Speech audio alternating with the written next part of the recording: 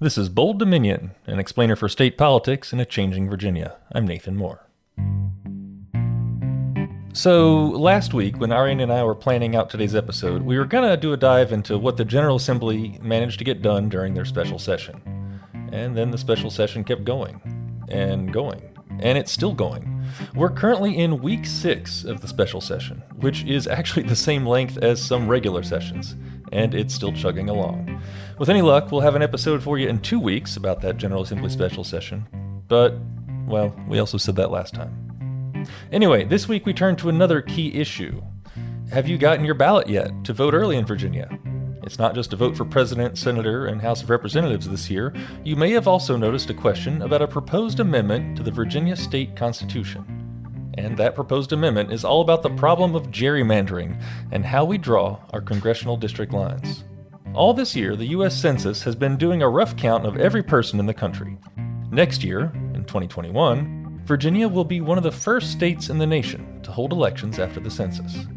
In between, the state needs to redraw its district lines to accurately reflect the population shifts that have happened over the last decade. Sounds like it should be straightforward. But what happens if somebody abuses that process for their own gain? Well, it's called gerrymandering. It's what happens when a political body uses its power to redraw the district lines for their own benefit. It injures the voters in the fair exercise of a constitutionally protected right to vote. In a representative democracy, voters ought to be able to choose the representatives they want. But with partisan gerrymandering, legislators choose the voters that they want. It undermines, to a certain extent, the whole theory of democratic representation that we have. That's Brent Tarter. He's a retired research historian at the Library of Virginia and the author of Gerrymanders: How Redistricting Has Protected Slavery, White Supremacy, and Partisan Minorities in Virginia. We're going to hear more from him a bit later in the show. The proposed constitutional amendment on this year's ballot aims to create a nonpartisan commission to draw the new district lines in a fair way. Seems like a no-brainer, right? But as with so many things, the devil is in the details, and this proposed amendment might not be such a simple fix after all. Peter Galuszka is a journalist based in the Richmond area. We kick off our discussion with some of the recent gerrymandering conversations in Virginia.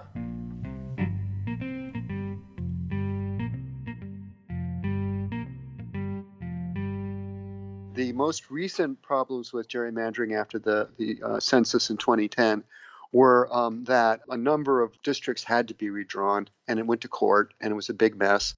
They did all kinds of things, such as congressional districts. They would stack African-American voters into one district to sort of dilute their influence in neighboring districts. And that happened with the 3rd district. And also it happened in the General Assembly as well, where they had to redraw districts because, they were favored. But just to be fair, both sides do it. And that's why they gave rise to the idea of an independent commission, which is what the amendment's about on the election in November. How did Virginia come to have an amendment on the ballot this year? Well, I think that activists got tired of the way the General Assembly was just sort of, whoever's in charge at that moment, at that particular year, the first year after the census, first session gets to draw things.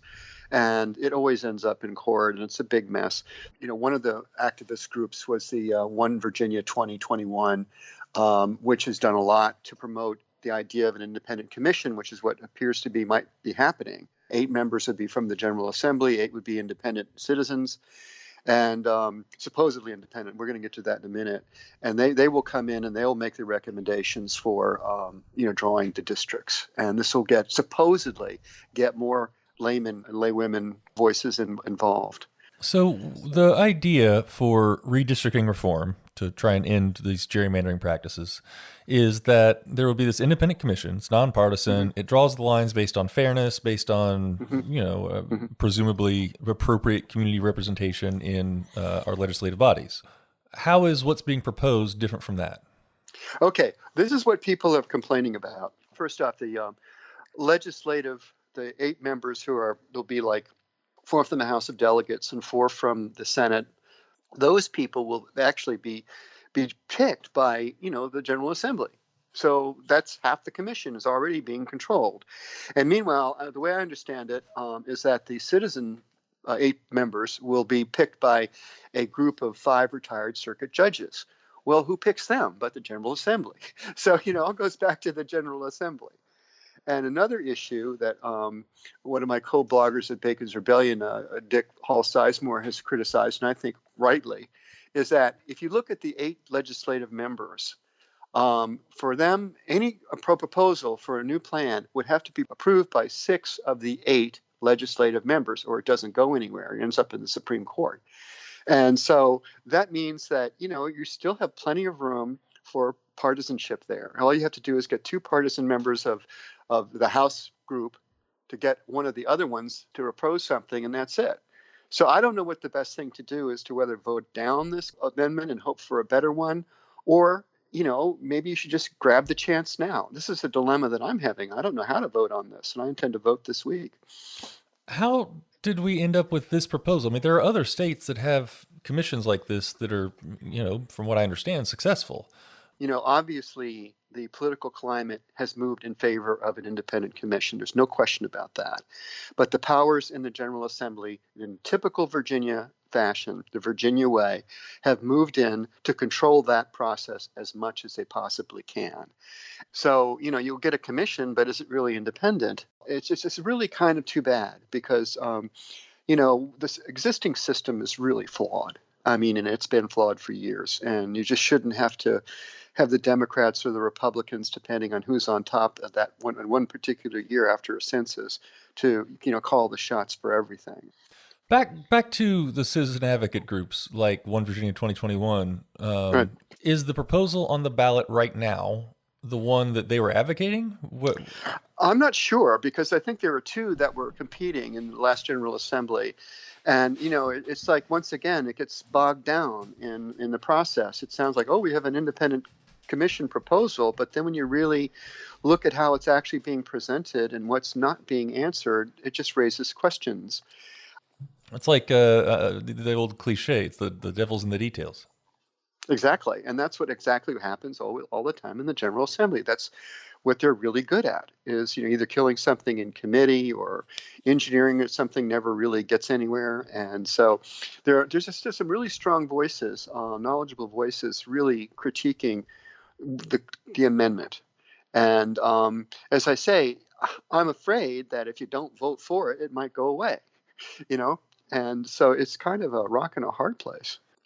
Well, Peter, what's our key takeaway? Key takeaway is read as much as you can before you vote, and hopefully you'll make the right decision. As I say, I'm befuddled by this. I was all for it. Oh, this is easy. I'll just write for the commission. But then when I started reading about it, and the lack of clarity in the language on the amendment, it's disturbing. Peter Galuszka is a journalist based in the Richmond area and a regular here on Bold Dominion. We're going to take a short break, but stay with us. In a moment, we're back with Brent Tarter. He's the author of Gerrymanders, How Redistricting Has Protected Slavery, White Supremacy, and Partisan Minorities in Virginia. You're listening to Bold Dominion, a state politics explainer for a changing Virginia. Visit us online at bolddominion.org. Have a friend who's trying to figure out Virginia state politics? Well, tell them about this show. And then subscribe in Spotify, Apple Podcasts, and wherever fine podcasts are served up. Bold Dominion is a member of the Virginia Audio Collective, online at virginiaaudio.org. Check out all the podcasts from the collective, including Ask a Wayfinder. Now that we're 6 months into the pandemic, I think honestly a lot of us have been hitting a wall. Ask a Wayfinder helps me out. It's an audio advice column that combines wisdom with some mindfulness techniques. Ask a Wayfinder is available at virginiaaudio.org. Well, earlier this week, Bold Dominion producer Aryan Balu spoke with Brent Tarter. He's a retired research historian at the Library of Virginia and the man who literally wrote the book on gerrymandering in the Commonwealth. He and Aryan discussed the centuries-long history of gerrymandering in Virginia, the merits and failures of the proposed commission on your ballot this year, and the difficulty in passing a state constitutional amendment in the first place. The amendment process in Virginia is protracted. It requires a majority vote in both houses of the General Assembly before a general election. and then another majority vote after the general election on exactly the same provision, the same wording. In the 2020 General Assembly, they gave a second approval, which means then that that proposed constitutional amendment to create that bipartisan redistricting commission goes before the voters in November of 2020. This will be the voters' very first chance in the whole of Virginia's more than 400-year history to get rid of gerrymanders, or at least to reduce the likelihood of partisan gerrymanders. So specifically looking at the most recent amendment, could you go into more depth on the detail of what it does? The proposed amendment is complex. It creates a 16-member bipartisan redistricting commission. 4 of those members are to be from legislators of the House of Delegates and 4 members from the Senate. 2 each in the House would be Democrats, 2 Republicans. 2 each in the Senate would be Democrats, 3 Republicans. The other 8 members of the commission would be named by party leaders in the 2 houses of the General Assembly from a panel that retired state judges would choose. These would probably include maybe some other state judges, maybe some experts on redistricting law, maybe some members of public interest groups. Perhaps there might be a representative chosen from the League of Women Voters, for instance. These people are supposed to be independent of politics. The proposed amendment then requires that that commission draw legislative and congressional district lines that meet the criteria in the state constitution and in the federal constitution and in the Voting Rights Act of 1965. That requires reasonably compact district shapes. It requires that the territory within each district be contiguous. So for instance, you could not make a district that included Norfolk and Winchester and nothing in between. The most important part, and where we have the most restrictive rules of the Supreme Court of the United States, is that the districts must contain as nearly as practicable, that's the word, as nearly as practicable equal populations. Now, within those constraints, you can still do a lot of partisan gerrymandering. They've been doing it for decades in this state. During the latter part of the 20th century, Democratic legislators made it extremely difficult for Republican voters to elect Republican legislators. And during the first parts of the 21st century, Republican legislators made it extremely difficult for Democratic voters to elect Democratic legislators. That's partisan redistricting. If the districts could be drawn without reference to the place of residence of an incumbent, and if districts could be drawn without reference to the recent voting history of a district or any part of it, then it would be nonpartisan, or at least it would seriously reduce the amount of partisanship involved. With the politicians involved, you know that they're going to look out after their self-interests. That's how gerrymandering arose. First recorded episodes in Massachusetts in 1812. So this necessarily is a complicated process. It's a complicated commission. It works in a complicated way. It has to have a majority of legislators of both parties in favor of the final plan. And then the plan has to go to the General Assembly, because this has to be enacted as a state law. The General Assembly can adopt it, pass it, or they can defeat it, but they cannot amend it.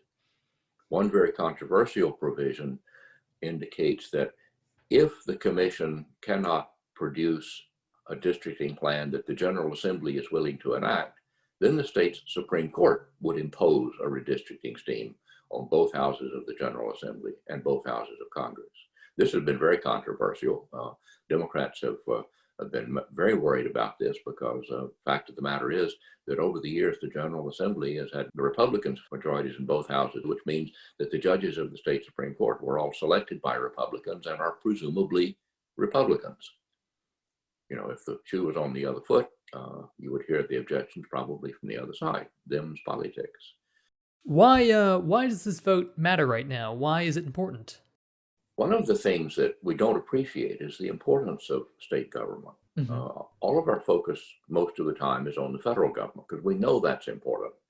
But state government affects us in just as many ways, maybe even more ways than the federal government does. I mean, it's the state government that states what our school system is going to be like, what our law enforcement system is going to be like, what our public health policies are like, what our taxes are, and in this instance, who we get to vote for.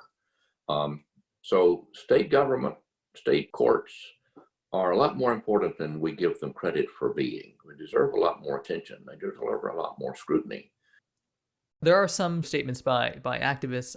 There's one from Linda Perriello, people who fought for redistricting reform, who say this has not quite gone far enough.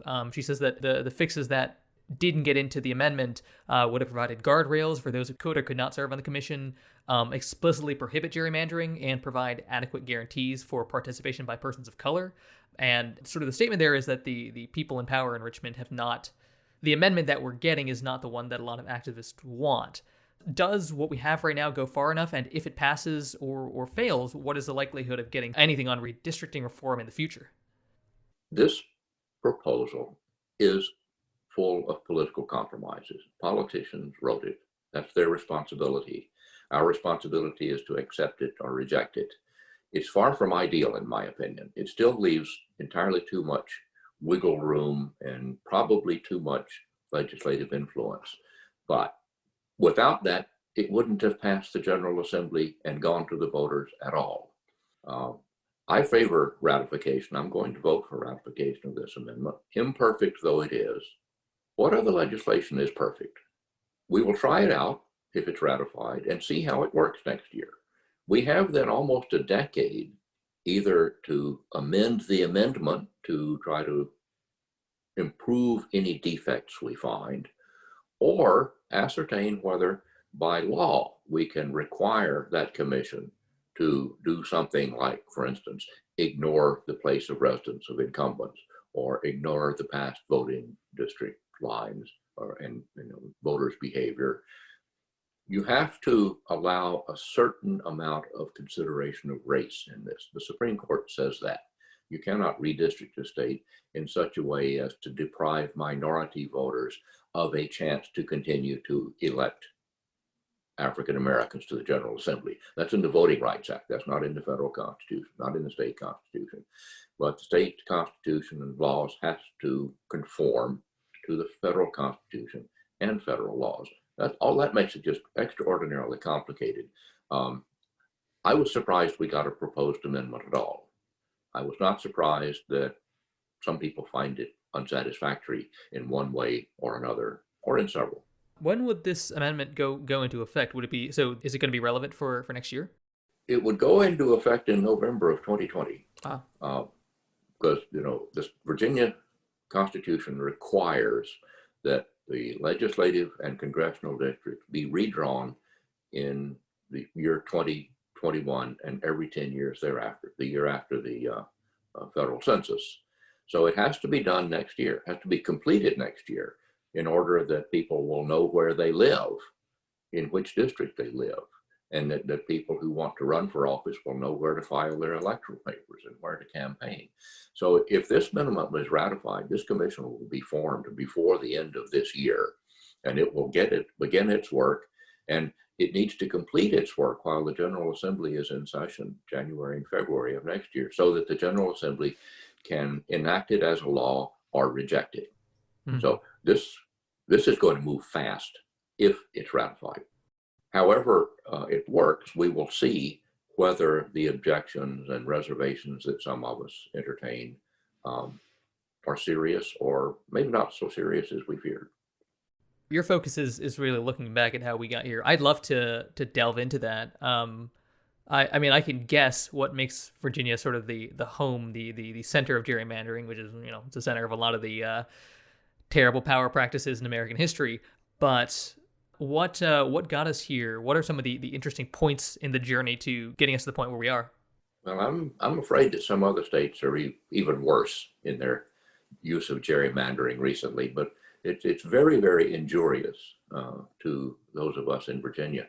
As I said earlier, we think about gerrymandering as a partisan exercise where Republican legislators try to reduce the number of Democratic legislators, or vice versa.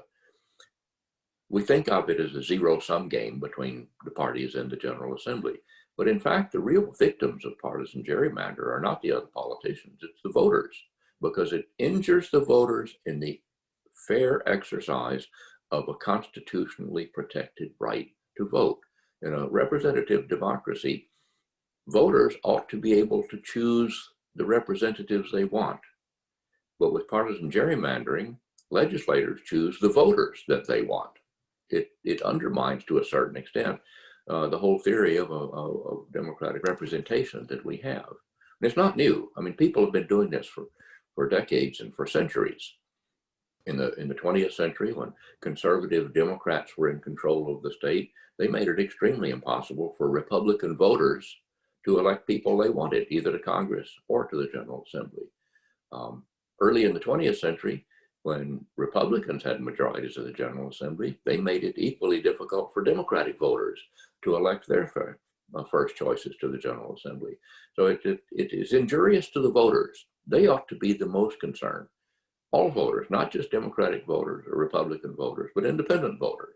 Less of a partisan issue and more of those in power structuring things to maintain their power. Has it been a partisan issue in the past? What is sort of the history of how gerrymandering has been used in Virginia?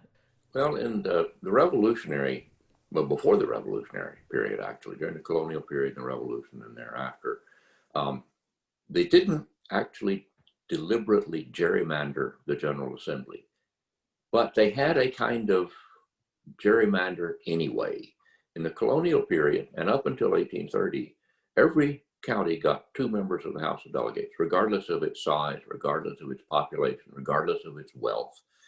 And at that same time, the only people they allowed to vote were adult, white, property-owning men.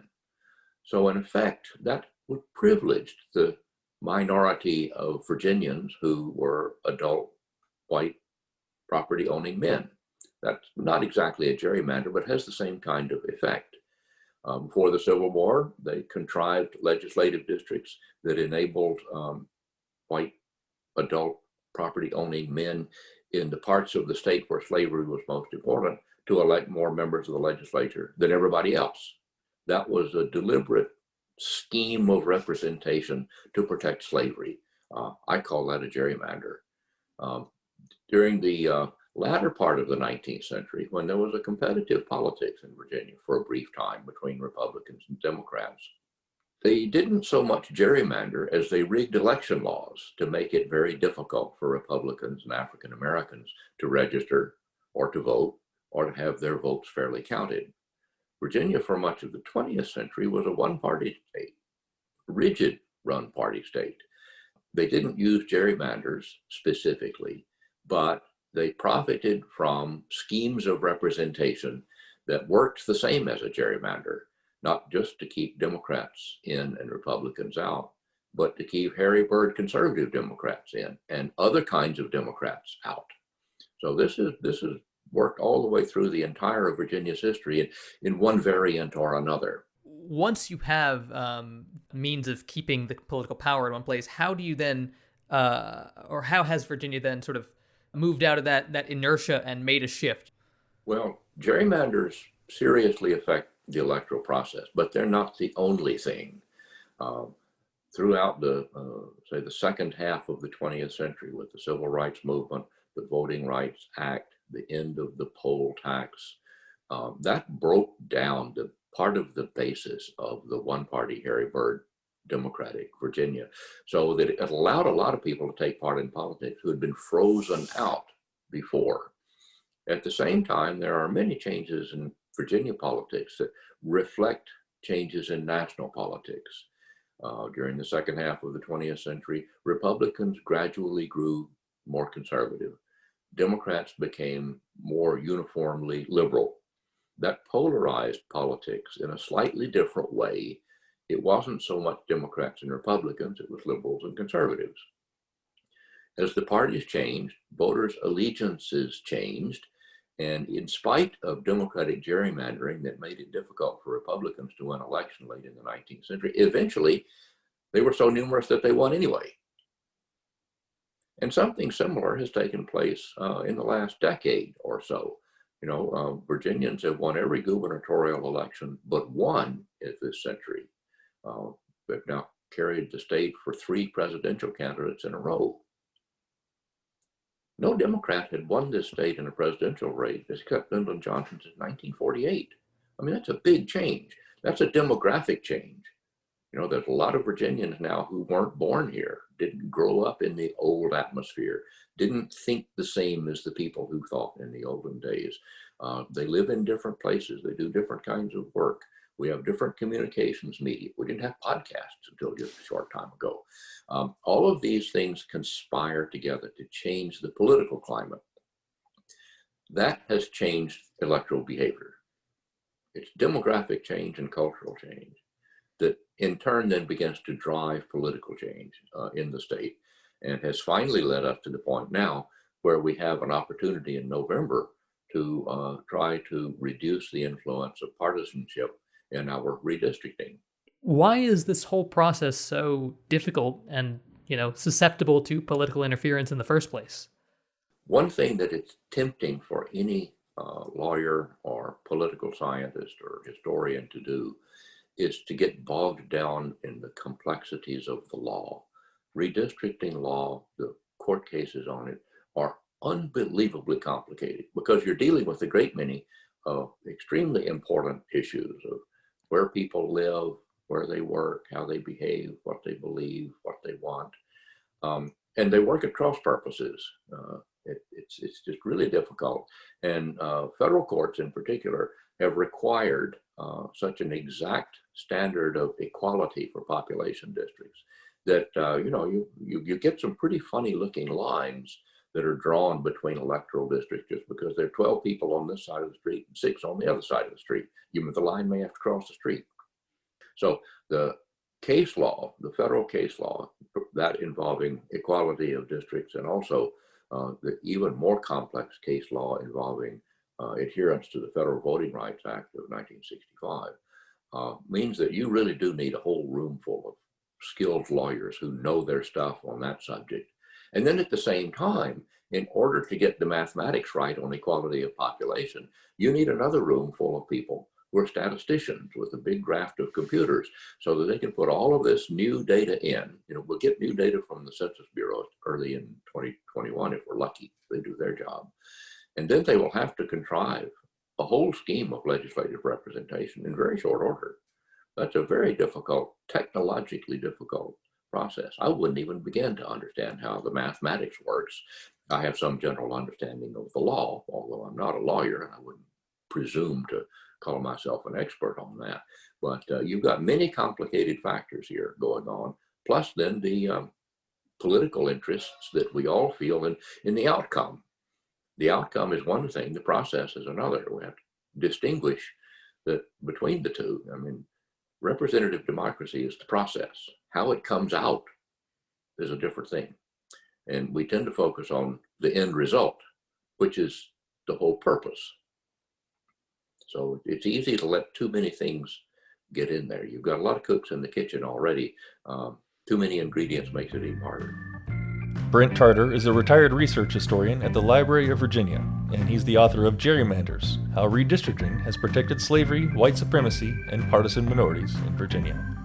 Thanks to him and also to journalist Peter Galuszka for joining us on this week's episode. My name's Nathan Moore. I'm the host of Bold Dominion. Huge thanks, as always, to our producer, Aryan Balu. Find this show online at bolddominion.org. Go ahead and subscribe. It's just a click away. Keep social distancing, y'all, and I'll talk with you again in a couple weeks.